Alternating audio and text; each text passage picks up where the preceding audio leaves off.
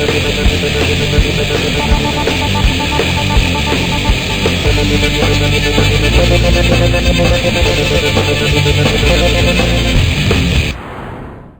welcome to the Power of Pro Wrestling Podcast. This is episode 2. My name is Robert Red, and I am joined today by D. Chris Smith. How you doing, D? I'm doing pretty good, man. How are you? I'm good. Well, this is episode 2 of Power of Pro Wrestling, so I want to get this kicked off pretty heavy. Now, the format's going to change a little bit from last time. We're going to kick it off with 2 questions, and then we'll take a break, and then we'll come back from there. So I'm going to kick off the first question. What do you think about that? You good for that? Okay. Yeah, let's go. Okay. First question, and we're going to take 2 minutes to discuss each of these questions. First one is, which is better, pro wrestling or MMA? I'm going to let you weigh in on it, so go right ahead. Pro wrestling's the best choice because very few maneuvers or wrestling moves are banned in wrestling. But when you get to MMA, you won't be able to use anything, and plus they have a big time ban on majority of their maneuvers, and plus MMA is just nothing but standing there and punching and not a whole lot of innovation. So I gotta go pro wrestling on this one. Yeah, I mean, I'm in agreement. And pro wrestling is clearly the better sport, and the reason, if you treat it as a sport. Yeah. Well, I mean, the reason is not only for what you pointed out about moves being banned in MMA, which is kind of silly. You're going to ban moves from your own sport.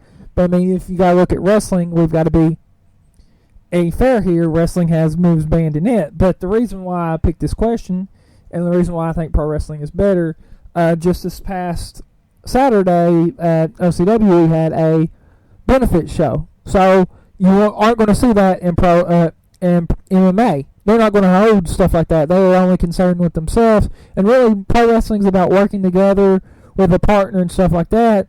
And it's about helping other people, whereas MMA, it's not so much. So really, that's my take, that MMA is clearly is clearly the lesser sport of pro wrestling. Do you have any final thoughts before we go to, because we still got about 30 seconds. Here's the biggest difference that a lot of people don't realize. In wrestling, you can use MMA moves. It's not the other way around. Yeah, I mean, you just made a good point. I mean, I've seen a lot of times to where it'd be an MMA match and someone would try to use a wrestling move and they weren't able to. So, I mean, that's a very, very good point you pointed out. So that's why, once again, just to reinforce that wrestling is clearly better. But I think we're about out of time for my question. Okay, well, there's my timer, so I'll let you ask the next question and we'll kind of discuss it. Well, let's set up the next question.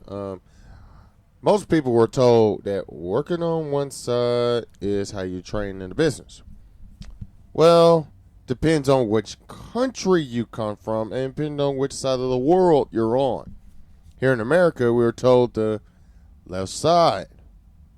Most individuals work on the right side. My question to you is this. Does working on one side help or hurt you in a wrestling match? If you really were to take it as a sport, and, I mean, that's part one, and if it's wins or losses or scouting your opponent. Well, the answer to the question, and if wrestling is a sport, if you view it as a sport, then yes, it could hinder you. But here's the thing. Wrestling is not legitimate in the fact that it's a work, in a sense. I don't want to say that it's fake. I hate that word myself. And I ain't having wrestlers coming after me and beat me up because I know it's not fake. There's nothing fake about it. It's just staged. And with you saying working on the left or right side was the question. And it depends, like you said, like you pointed out, what country you come from. Here in America, we work on the left side. If you work on any other side, and especially with the veteran wrestler, they're going to hurt you because they're thinking you're trying to hurt them. So, I mean, in that aspect, you have to look at it that way. But if wrestling was a legitimate sport, and I know you're going to point this out with TNA Impact last week, why you brought this question up. Well, the bottom line is, I think it's both. I think it can help you or hurt you. Depends on, and I'm one of the old school people who does treat it as a sport and as the point of going by videotape. something that most people don't do. Because here's the interesting fact. Most finishers are performed on the right side. If you don't counter or study your opponent, you'll lose. So here's the thing.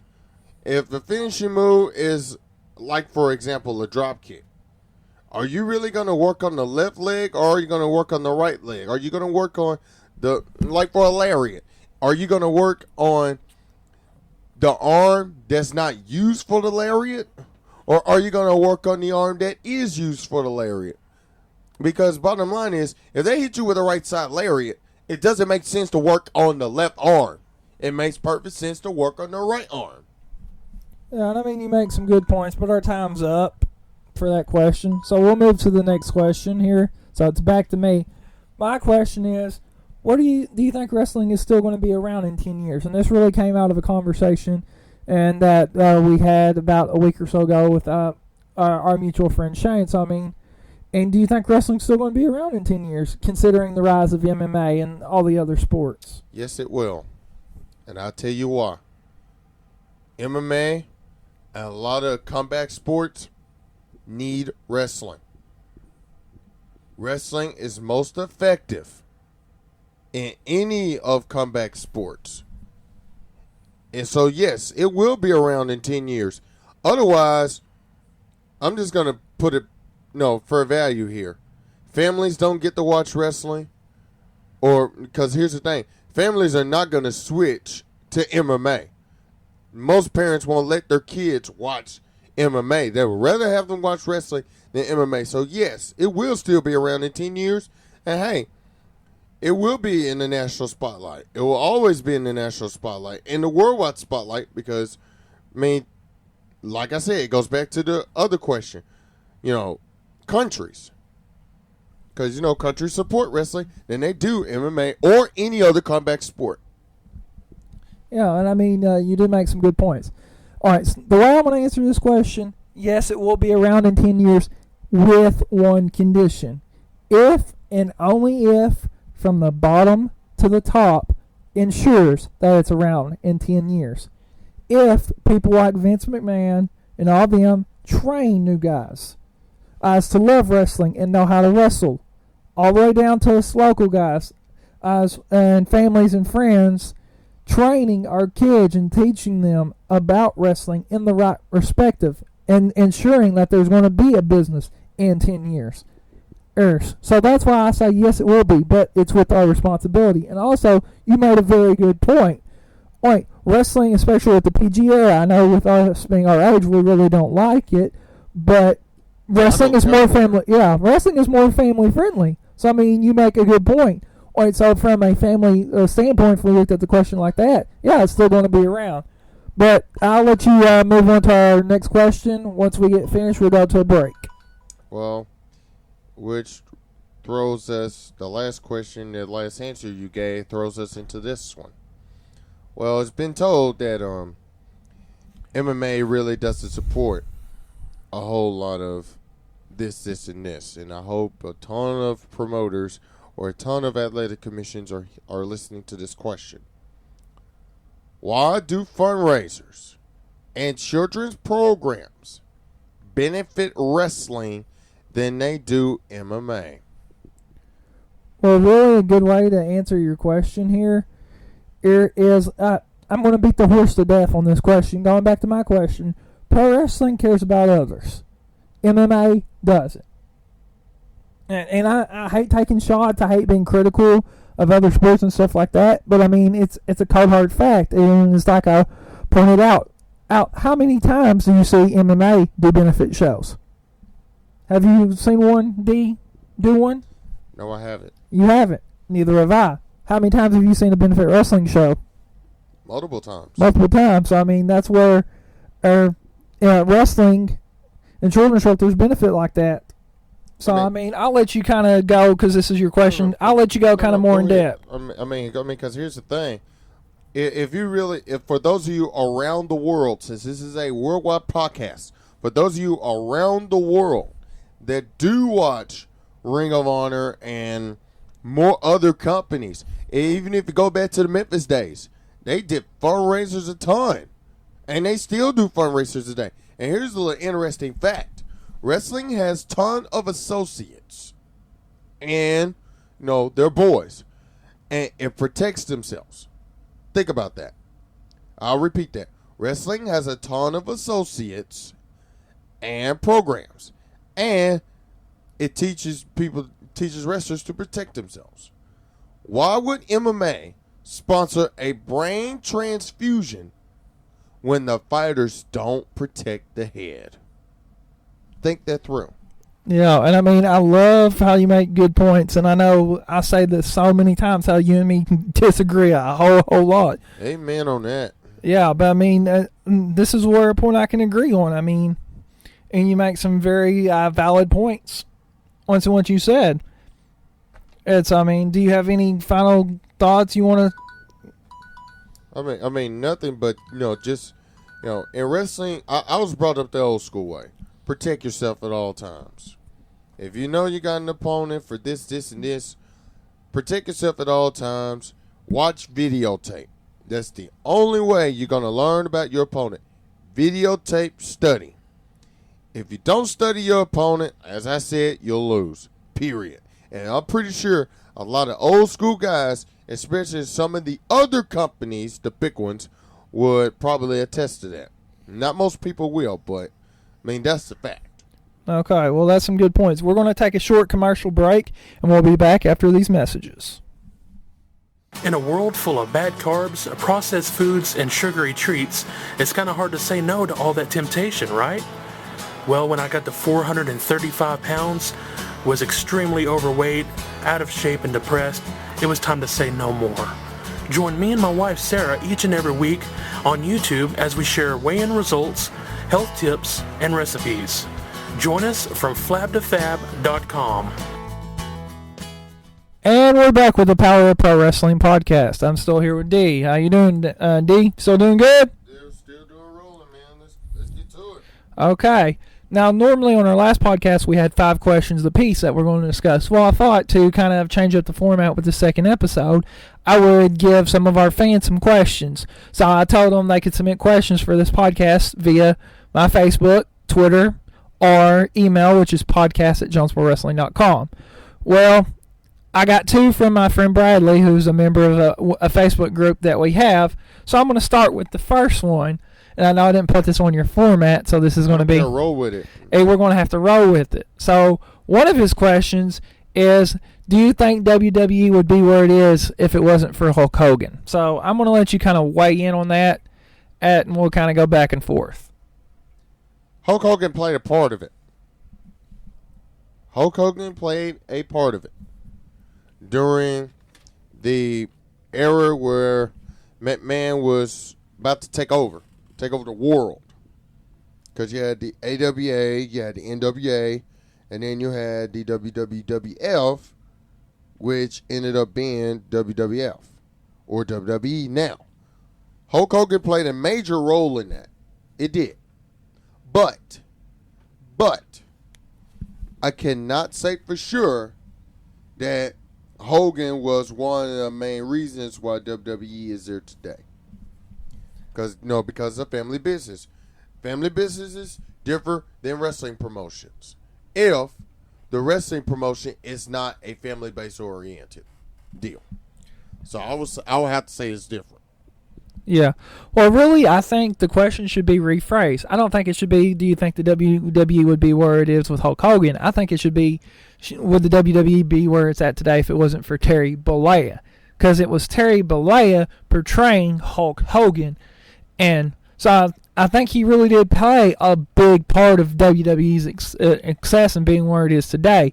But not only with that success, you have to follow up with it. But I mean, with the 80s and when wrestling was hot, Terry Bollea, Hulk Hogan, whatever you want to call him, was responsible for making the business boom. In the 80s is Hulk Hogan in the WWE, and then in the 90s is when he was Hollywood Hulk Hogan in the NWO, and that angle when wrestling was hot, that short period of time. So, I mean, I don't think you should say the WWE would be where it is with Hulk Hogan. I think you should say Terry Bollea, because anyone could have been Hulk Hogan. You could have had anyone in that role, but I think it was Terry Bollea that made it special. That's true. And with that comes national networks, comes TV networks, of course, with the Phil Donahue show. But in this case, WWE played it smart. And that's something a lot of us do not give them credit for, even though we should. But WWE is where it is today because of good management, good business sense of where they want to do with their family business, and pretty much they know how to draw money. Okay, well, that's good. All right, thank you for weighing in on your thoughts. We thank Brad for that question. He also submitted our second question, and I am itching to see how you answer this one. Bring it on. The second question, also submitted by my friend Brad, was, what was your favorite year in professional wrestling and why? Wow. Kind of hit you with the curveball there. I'm a Memphis boy. My favorite year, I gotta say, is 1998. And I'll tell you why. Okay, why is that? 1998, of course, at the end of 97, saw the end of let's just say the end of ECW on pay-per-view with the November to Remember, and Shane Douglas regaining the world championship in ECW in his hometown from Bam Bam Bigelow. 1998 for these reasons: the rise of Al Snow, the rise of Taz in the WWE, the rise of DX, Stone Cold Steve Austin, The Rock, the Attitude Era, WCW, Goldberg. 98 was perhaps their better year. And as far as pay-per-view goes, turning point would be WrestleMania 14, Nitro of July of 98, and ECW WrestlePalooza. So, go ahead. Okay, well, I don't have a lot of time to discuss mine because we're like less than a minute. We're like at 30 seconds. Oh, shoot. Take as much time you need, bro. Go ahead. This is Okay. not a big deal. Go ahead. Okay, well, 96. Mine is very close, and you're going to say 96X. Because I know both of us were 90s kids. We grew up in the 90s. We were born in the 80s, the year of WrestleMania, but we kind of grew up in the 90s, so I think that's really why we said 90s was our favorite year. 96, I'll keep it short. 2 reasons: Stone Cold, King of the Ring, and NWO. Stone Cold's major win in 1996 that catapulted him to being a major star, and likewise their opponents, WCW. 1996 was the start of the NWO. You had May, you had Scott Hall, then Nash, then Hogan at Bash of the Beach in July. So, I mean, just 96 was a great year. Also, later that year, they had Sting and going to seclusion, and then coming back as kind of the Crow Sting and the darker Sting. So, I mean, just 96, I feel, was a great year in professional wrestling. I mean, 96 was a great year. And to be honest, for those of you who are even associated with Memphis Wrestling, 96 was kind of that 1 year close to the end of the USWA because, of course, as everybody knows, they closed in November of 97. Okay, well, we're going to take another quick short break, and we're going to come back with a new segment, and we'll catch you after these commercial messages. In a world full of bad carbs, processed foods, and sugary treats, it's kind of hard to say no to all that temptation, right? Well, when I got to 435 pounds, was extremely overweight, out of shape, and depressed, it was time to say no more. Join me and my wife Sarah each and every week on YouTube as we share weigh-in results, health tips, and recipes. Join us from flabtofab.com. And we're back from our last commercial break. We're still with you on the Power of Pro Wrestling podcast. This is episode 2. I'm still joined by my good friend Deacre Smith. Now, this is a new segment on our show, and I roughly have this titled 5 Minutes of Fame. Now, I know you and me, Dee, have been discussing in our earlier podcast about doing Ring of Honor and kind of off-air and like discussing other promotions. So this segment is called 5 Minutes of Fame. I'm giving you the mic. I'm giving you 5 minutes, and you get to discuss a promotion that people aren't necessarily so familiar with, like the WWE and TNA, because I know we talk about them so much. So I want to shine the spotlight on these other promotions. And so I've kind of given you Ring of Honor for this week, so I'm going to let you talk about Ring of Honor. Tell me kind of how it started, stuff like that, and I'll give you 5 minutes to discuss it, and then we'll go to our last segment. Well, So start off with Ring of Honor, kind of give some background history, and you can even tell like what's going on with it right now. So let me set the time for 5 minutes and get her going. Well, I would say I got to put Ring of Honor in this category because, to me, they're part of the big three. A lot of people would disagree with that. Who is Ring of Honor? This. Ring of Honor started before TNA did. Ring of Honor started February 2002. TNA started June 2002. Now, granted, Ring of Honor was the underground company. All they did was DVD sales and T-shirts and merchandise and going from arena to arena to arena across the world. But here's the one thing that not most people know about Ring of Honor. All of their world titles have not been based off the National Wrestling Alliance. If you really think that through. The WWE's title, believe it or not, came from National Wrestling Alliance after they split. TNA's title, WCW's title, ECW's title, believe it or not, the USWA Unified World Championship, even world class. But ROH has been in the spotlight. And March of 2009, March 21st, 2009, ROH finally got that big break. Got a 2-year deal with HDNet. And, of course, for those of you who are not familiar with HDNet, that's a network owned by Dallas Mavericks owner Mark Cuban. And Ring of Honor had very good success on that network. Big time. Went from going from Saturday nights at 8 p.m. Eastern to Monday nights at 8 p.m. Eastern. Pretty much before Raw, you would see Ring of Honor if you had HDNet. And this was the big dogs. I mean, literally, guys' teeth knocked out, but it's all about producing hard work. Kerry Silkins is a part of that company and was the owner, but now is the president. Because as the wrestling fans know, Ring of Honor is now owned by Sinclair Broadcast Group. And now, for those of you across the country, cheap plug, ROHWrestling.com, go to their listings page or go to TV. Go check their listings and see when you can see Ring of Honor television in your area. But I got to say, to me, if it was not for Ring of Honor, we would not have had CM Punk and Daniel Bryan and Austin Aries and, yes, Antonio Cesaro in control of wrestling right now, and Kenny King in control of wrestling right now if it was not for ROH. So if you're trying to find out the next WWE star or the next TNA star that may be heading to their promotion, you may want to check out Ring of Honor first, because Ring of Honor pretty much covers all the questions that we've asked throughout this whole podcast. So please support Ring of Honor. And mad props to my boy Jim Cornette. And yes, they're supposed to crown new World Tag Team Champions. Also, Adam Cole, mad props. He's the new World Television Champ. And Kevin Steen doing everything he can to hold on to that Ring of Honor World title. That dude's dangerous. He's got a big title defense coming up at Boiling Point against Eddie Kingston. We'll see if history be made before September.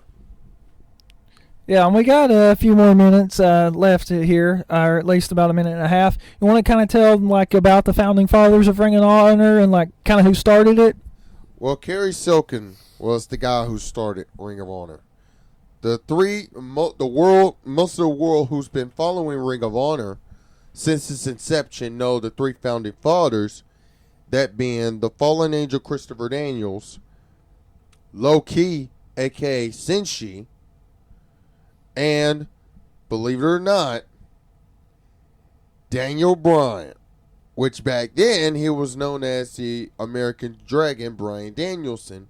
And for those of you who really want some in-depth knowledge into Bryan Danielson, if you've been watching Memphis Championship Wrestling, even during that time, you will see Bryan Danielson's wars against William Regal in that promotion. So the 3 founding fathers, I would say, of those. But I got to put this out. The team that's been there the longest and stayed there the longest are Prince Nana and the Briscoes. So, that's to me, that's big time. And please support Ring of Honor if you get a chance, because Ring of Honor is the best deal out there. And if you get to see Ring of Honor in your area, please go see them, please. Okay, well, thank you for that 5 minutes of fame and highlighting Ring of Honor. Now, next podcast, we're going to highlight another local promotion as well, other than Ring of Honor. Now, we're going to close the show with what I'm calling the Wrestling Week in Review. Now, we've been doing a podcast for every other show, like one for Raw, one for SmackDown, one for Impact. Well, we're going to do a week in review. That way we can kind of tell you what our favorite moments or what we thought the best moments of the week were. So, from Raw, D, not from this past week, what do you think was the best moment? Wow. Punk taking over. Punk, pretty much, I'll have to, if I had to borrow a line from Jeff Hammond when he did his 6 points of impact on FSN, I had to use this line. One is his 6 points of impact is establishing your territory. And technically, CM Punk did that. CM Punk established his territory. Because he's right. The focus should be on that title. So, as far as establishing territory and literally showing who's boss, I'd put CM Punk in that category. But, as far as best moments is concerned, I would have to pull another AEW. The Mother Teresa line was hilarious. Yeah. And I believe you said that he said something about your mama or something.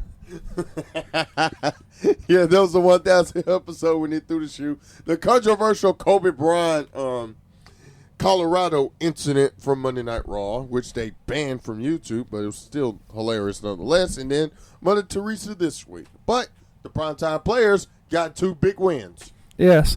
And also from a couple weeks back of Raw, the Jericho Christian Miz Ziggler match was kind of my favorite moment from Raw, as really I think was the best moment of Raw from not this past Monday, but the Monday before that. Now we're going to move to Impact from last week. Kind of, what was your favorite moment from Impact last week?